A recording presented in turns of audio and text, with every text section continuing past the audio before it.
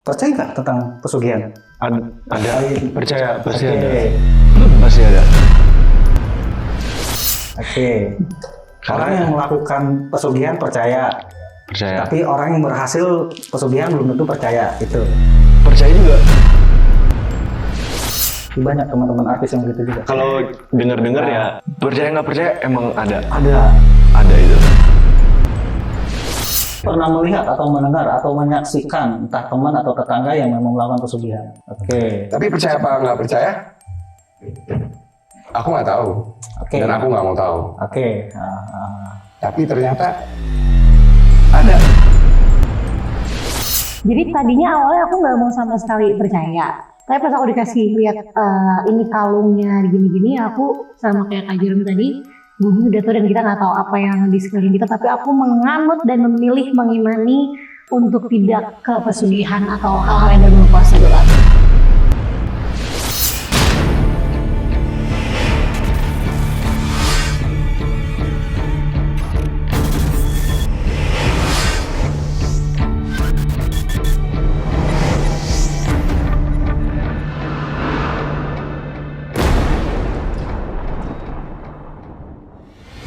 Halo pemirsa Ganjil Misteri, saya Kiriman Cancang. Hari ini senang banget nih kedatangan beberapa pemain film dari Kuasa Gelap Perjanjian Darah yang mengangkat tema tentang eksorsisme, iman, dan melawan kegelapan yang berbeda dari film horor di Indonesia biasanya. Ya, kita langsung sambut aja. Ada Mas Jeremy, Basiska, dan Mas Fenly. Hai guys. Ya. Tentunya kita akan ngebahas nih film Kuasa Gelap Perjanjian Berdarah ini. Nah, tapi sebelum itu kita juga pengen tahu nih dari sisi mistis yang pernah kalian alami seumur hidup kalian. Ya, kita pengen tahu seberapa besar sih pengalaman kalian di dunia mistis itu. Kalau saya bertanya, di antara kalian nih yang sering mendengar, yang pernah melihat, atau yang suka ketempel bahkan pernah kesurupan, siapa? Waduh. Friendly kayaknya deh. Fenly. Daniel. Daniel. Tapi kalau Friendly ada cerita nggak pribadi? Kalau dari aku sih belum pernah kesurupan ya. Percaya nggak percaya ya. Oke. Kalau aku sih orangnya tahu mereka ada, cuman agak ngedenial aja. Oke. Gitu. Cuman ketika syuting sih berasa aja ada yang berbeda. Oh, yang lu rasain pada saat syuting aja? Jadi ada sekian satu scene tuh yang lumayan membekas karena nggak tahu pas ketika masuk set berasa setnya tuh hawanya beda. Nggak tahu aku yang ngerasain doang atau gimana, atau lagi capek atau lagi lelah. Tapi ketika masuk ke situ kok rasanya berat banget kayak gitu. Sampai di satu titik nggak bisa ngomong, tapi tiba-tiba nangis. Tiba-tiba nangis? Nggak bisa ngomong. Kenapa lu bisa nangis? Nggak bisa ngerasain? Rasanya berat banget, terus kayak nggak bisa ngapa-ngapain, terus akhirnya doa dalam hati, terus tiba-tiba nangis. Lama tuh nangis, 15 menit. Lagi take sama Kak Jerome. Oke. Terus saat Mas Jerome ngeliat nangis, apa Mas yang lu pikirin tentang dia? Ini orang anak kenapa? Drama ya, drama. Kan dia tiba-tiba nangis dan tiba-tiba dia mulai berdoa. Oke. Dan di situ ya yang bisa kita lakukan hanya menenangkan dan membantu dia supaya lebih tenang dan lebih santai aja. Tapi kalau di pikiran lu, ini anak kenapa gitu? Nggak tahu. Gue aja nggak tahu. Nggak tahu. Mungkin dia letih. Mungkin lu pikiran lu logika aja ya? Mungkin dia terlalu mendalami. Perannya. Bisa banyak hal sih. Emang Mas Fenly jadi apa sih? Jadi siapa di situ? Peran Daniel ini adalah anak dari sebuah keluarga yang melakukan perjanjian darah.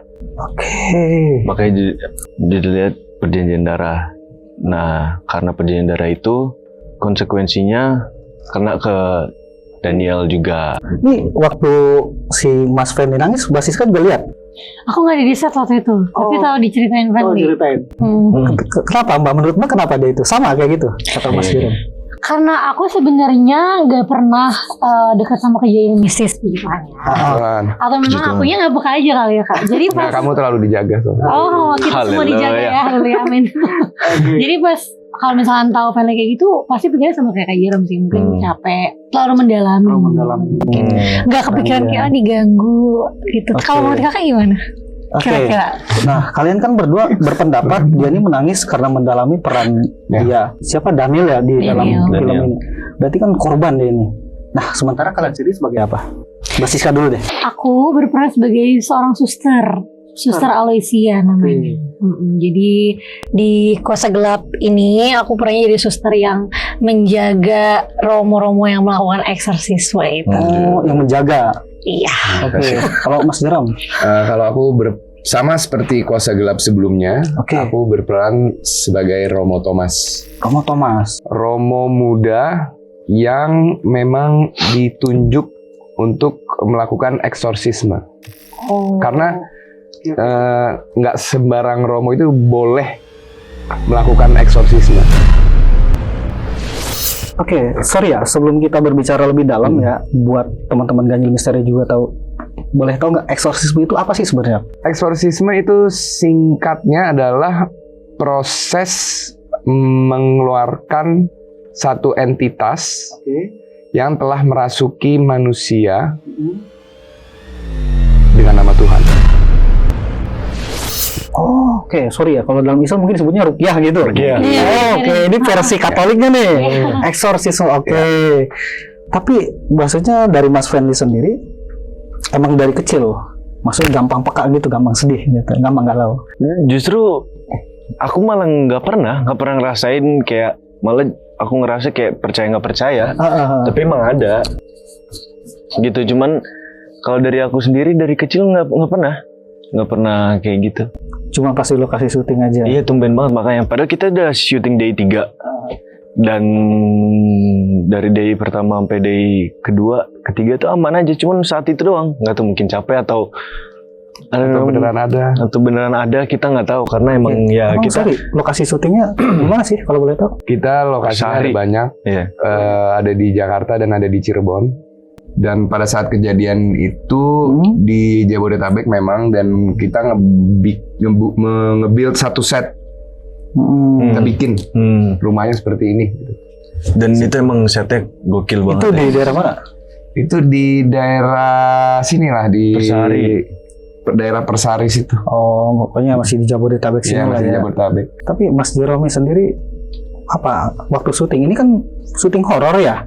Maksudnya pasti kan kita akan ke tempat-tempat yang nggak mengenakan secara energi. Pasti. Gitu.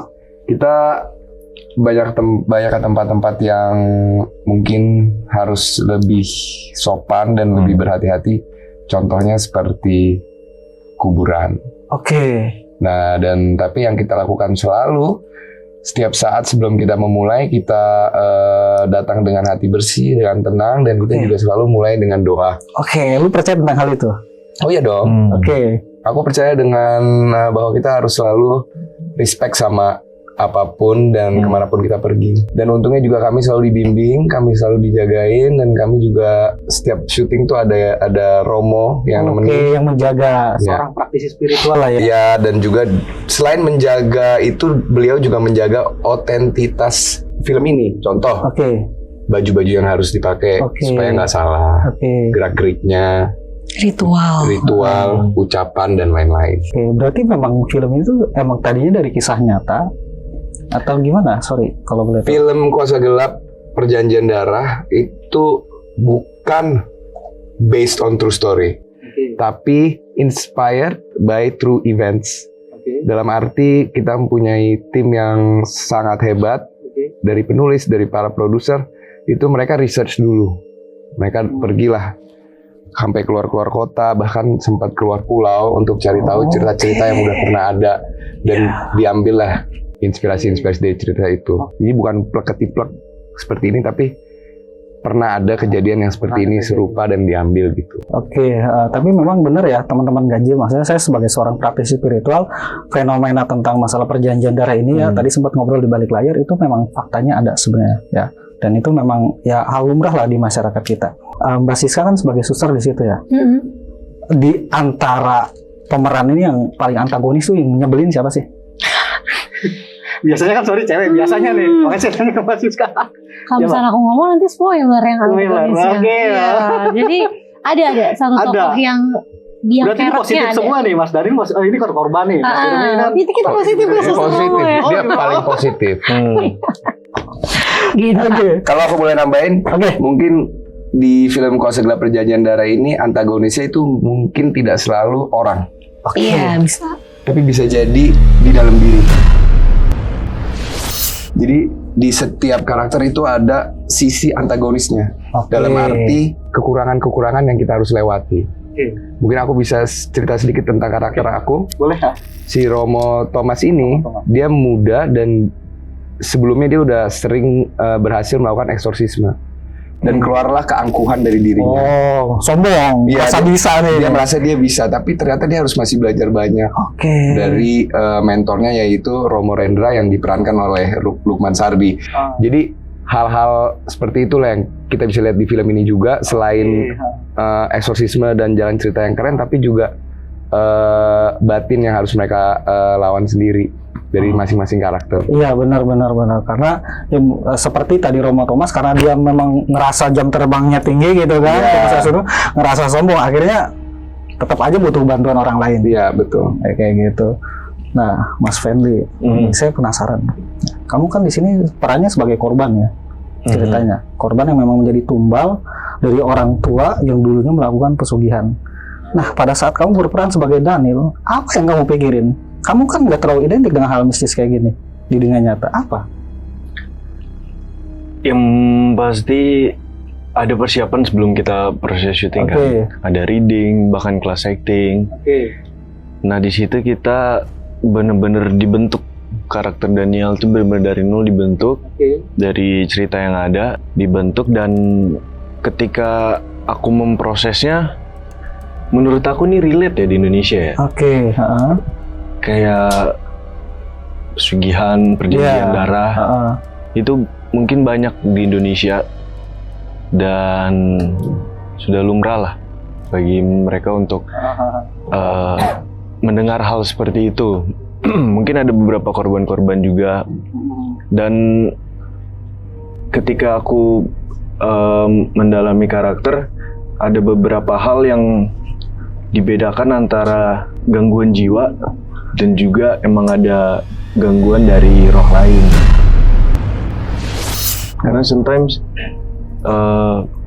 manusia itu terlihat bipolar, kayak tiba-tiba marah atau tiba-tiba gila sendiri. Bisa jadi bukan karena gangguan jiwa doang, tapi ada sesuatu hal lain yang mengganggu dia. Betul. Dan Lu percaya itu? Aduh, aku percaya itu. Dan itu emang harus diselidiki dan benar-benar dicari tahu sumber masalahnya, akarnya dari mana. Nah jadi ketika reading, ketika apa, kita benar-benar ngebentuk itu. Kita cari tahu sumber masalahnya apa aja, gimana cara demon kuasa gelapnya ini masuk ke dalam dirinya dia. Karena mungkin kalau seorang anak baik-baik aja, dia percaya sama Tuhan, dia rajin berdoa, mungkin akan terlindungi. Cuman pasti ada, setiap manusia kan pernah melakukan dosa, pasti akan ada celah untuk masuk. Kalau aku sebagai Fendi mempelajarinya dari hal akar-akarnya gitu, sebelum menjadi kerasukan itu. Jadi akar-akarnya karena apa? Tapi emang suka film horor, suka? Nonton film horor? Suka nggak sebelumnya? Sebelum jadi Daniel? Suka lah. Suka. Takut tapi dia. Nggak takut kagetan. Nih Mbak Siska kan tadi katanya sebagai suster yang menjaga si Romo-Romo ini. Ngapain masih jaga, kan orang sakti itu?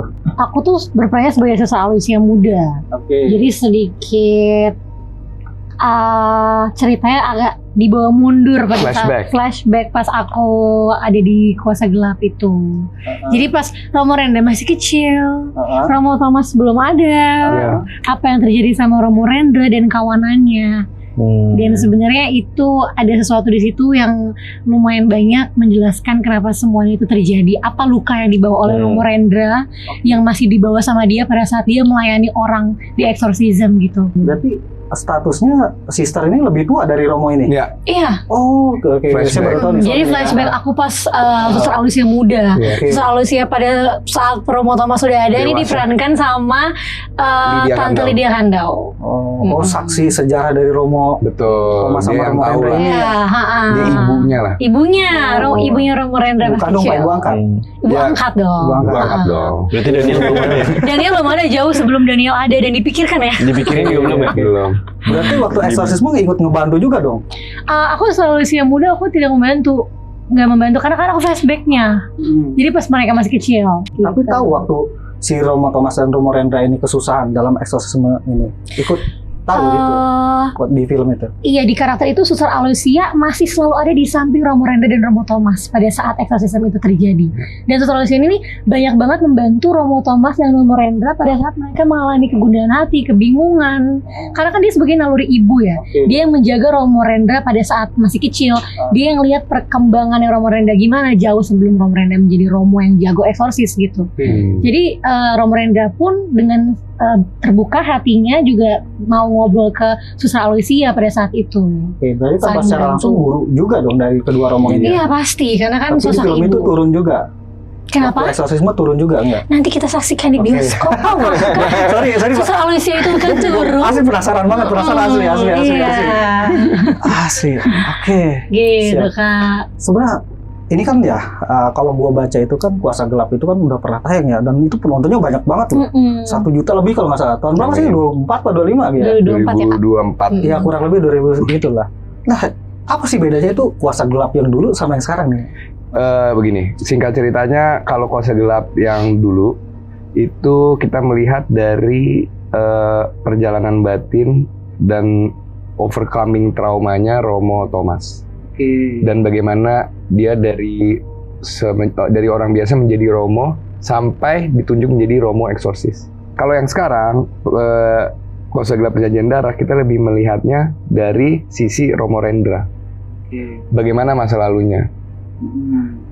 Kenapa dia bisa menjadi Romo?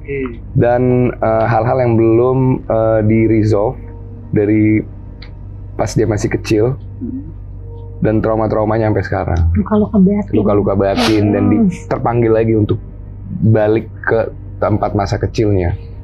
Dan di situ dia ketemu dengan Suster Alusia gitu. Itu yang jadi perbedaan ya. Jadi dari beda sisi. Nanti Kuasa Gelap berikutnya sisi pandang dia. Bisa kita rencanakan. Saya penasaran juga ya. Ini kan perjanjian berdarah yang memang mengangkat pesugihan orang tua terdahulu. Pesugihan itu kan dalam dunia kebatinan, sepemahaman saya banyak beragam ya. Ada pesugihan Gunung Kawi, dan Kandang Bubrak, pesugihan Buto Ijo dan lain-lain. Nah, di dalam film ini itu ceritanya nih keluarga si Daniel pesugihan apa sebenarnya sampai menumbalkan si Daniel ini? Ya, sebenarnya itu salah satu bagian dari cerita yang nanti jika ditonton gong. Jadi, ini rahasia nih. jadi kalau kita ceritain sekarang sayang. Nggak boleh diceritain Iya. ya. Aduh. Cluenya apa? Siapakah yang melakukan pesugihan kita nggak tahu. Iya, nah itu. Rahasia. Bentuknya seperti apa? Tapi ada di film. Ada dong, dijelasin semua. semuanya. Setannya Bentuknya juga kayak gimana? bukan setan biasa.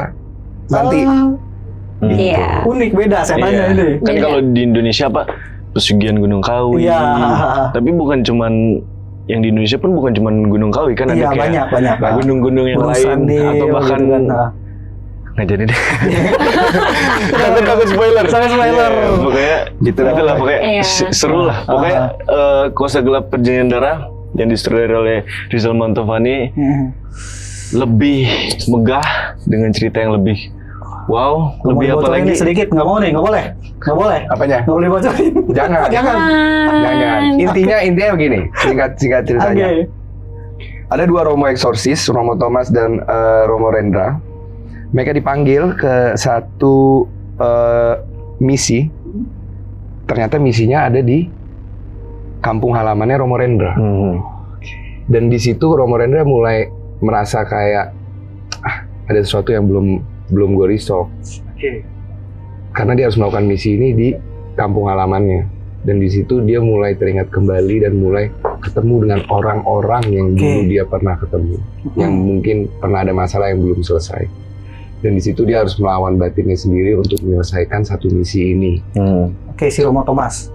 Bersama dengan Romo Oke. Thomas. Nah, Mas Jeremy ini kan sebagai Romo Thomas tadi ya. Iya. Adegan apa sih yang paling sulit di dalam Romo Thomas ini? Banyak sih. Banyak. Salah satunya. Tapi salah satunya menurut aku yang paling sulit itu final battle-nya. Raja terakhirnya lah. Oke. Yang harus kita lawan. Itu yang paling susah.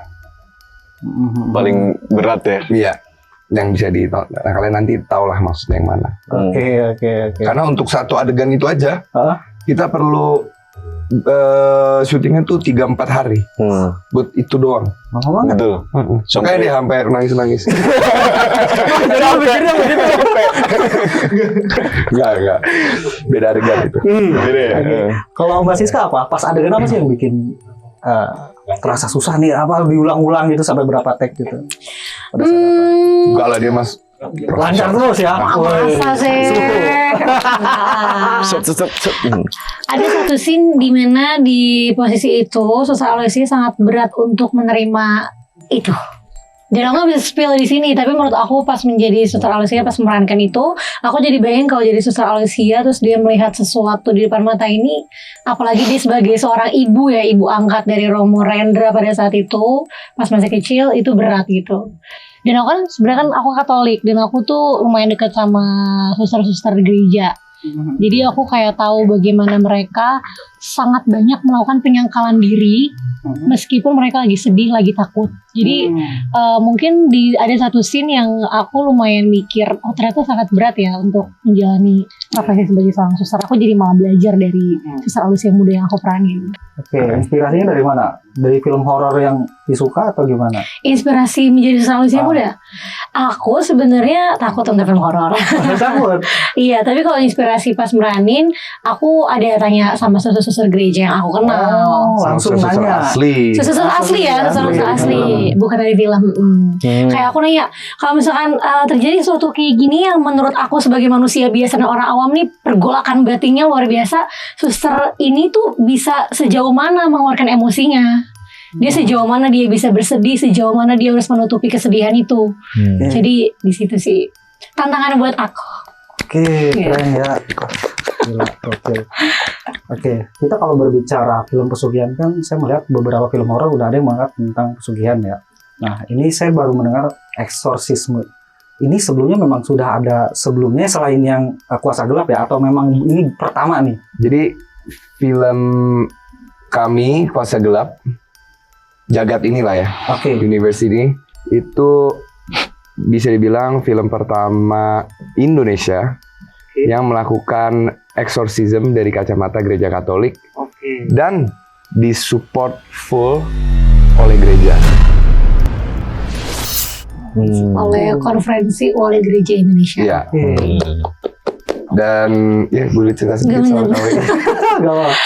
Iya, jadi kurang lebih kalau buat umat Katolik, konferensi oleh gereja Indonesia itu yang mengatur seluruh gereja Katolik di Indonesia. Jadi film Kuasa Gelap ini kami benar-benar bersyukur banget karena memang full support dari pihak gereja. Jadi pun umat-umat nanti yang menonton atau orang-orang yang menonton nih nggak kayak merasa ini mah film sesat nih, ini berusaha membelokkan fakta agama ini, karena kita udah dapet support dari mereka. Dan juga jalan cerita kami itu kita sebisa mungkin melakukannya itu secara otentik. Jadi nggak ada yang dibuat-buat dalam arti dari tradisinya dan lain-lain. Karena kita nggak mau terlalu untuk keren kita bikinnya beda gitu nggak. Karena kita juga syuting selalu dipandu oleh Romo. Ada Romo yang nemenin. Mas Fenly, ya saya mau ke Mas Fenly dulu. Percaya nggak tentang pesugihan? Ada, percaya, pasti ada. Pasti ada. Oke. Orang yang melakukan pesugihan percaya. Tapi orang yang berhasil pesugihan belum tentu percaya itu. Percaya juga. Percaya juga. Oke, Pak. Pasti ada. Ya, ini sifat manusia. Tidak pernah puas. Pengen kaya secara cepat dan instan dan males. Dan memang ya Kuasa Gelap itu mengundang itu untuk mendapatkan pengikut-pengikutnya. Ibarat Kau mau kaya, kau mau terkenal, kau mau apa, ya emang banyak kayak gitu. Banyak teman-teman artis yang gitu juga. I don't know, maksudnya kayak nggak tahu. Ya mungkin ada. Mungkin ada. Tapi nggak tahu. Nggak tahu. Nggak tahu dan nggak mau tahu loh. Nggak tahu. Iya. Tapi dengar-dengar tahu. Mungkin ya. Mungkin, oke. Kayak ya kalau dengar-dengar ya gosip apapun bisa kita dengar. Oke. Ya, tergantung kita sendiri betul. memilih yang betul. benar atau tidak. Intinya Mas Fendi percayalah tentang Kalau pesugihan. dari aku sendiri, percaya nggak percaya emang ada itu. Mas Girum? Bumi itu udah sangat tua. Oke, wah seru. Ya, menarik nih. Sebuah pembukaan yang sangat ini ya. Guys, Sekarang aku tanya, bumi umurnya berapa? Oke. Jutaan tahun. Jutaan tahun. Nah, Kita hidup berapa lama sih? Oke. Aku 26, kakak berapa? 30. Nggak jadi. kita hidup 80 tahun, puji Tuhan bisa lebih. Ya. Kecil banget. Betul. Kita nggak pernah tahu ada apa aja di bumi ini. Setuju. Dan selama aku hidup 32 tahun, apa yang aku tahu, yang aku rasa paling benar. Oke. Tapi kita nggak pernah tahu di sekeliling itu ada apa. Oke. Tapi kalau aku diajarinnya dengan budaya keluarga aku, dengan agama aku, yaitu Katolik, ada atau nggak ada pesugihan, aku nggak kesana larinya sama sekali. Oke. Karena ketika kita mau sukses, kita mau mendapatkan sesuatu, ya kita lakukannya dengan bekerja keras dan bersyukur dan berbaik hati dengan orang lain. Yes. Oke. Ditambah dengan berbakti, berdoa sesuai dengan ya kepercayaan masing-masing Tapi aja. pernah melihat atau mendengar atau menyaksikan entah teman atau tetangga yang memang melakukan pesugihan? Enggak. Enggak. Oke. Misalnya pun aku dengar, aku nggak masuk. Oke. Nggak terlalu mendengarkan. Iya. Karena mungkin aku sudah dibesarkannya ya seperti yang aku bilang tadi, untuk menamingkan diri dari hal-hal seperti itu. Oke. Tapi percaya apa nggak percaya, aku nggak tahu. Oke. Dan aku nggak mau tahu. Oke. Tapi ternyata ada. Tapi faktanya di masyarakat masih banyak. Iya, tapi Iya. ternyata ada. Makanya di film ini adalah korban pesugihan, entah siapa yang melakukannya. Dan di cerita kami ini kita melihat cara proses kita menghilangkannya.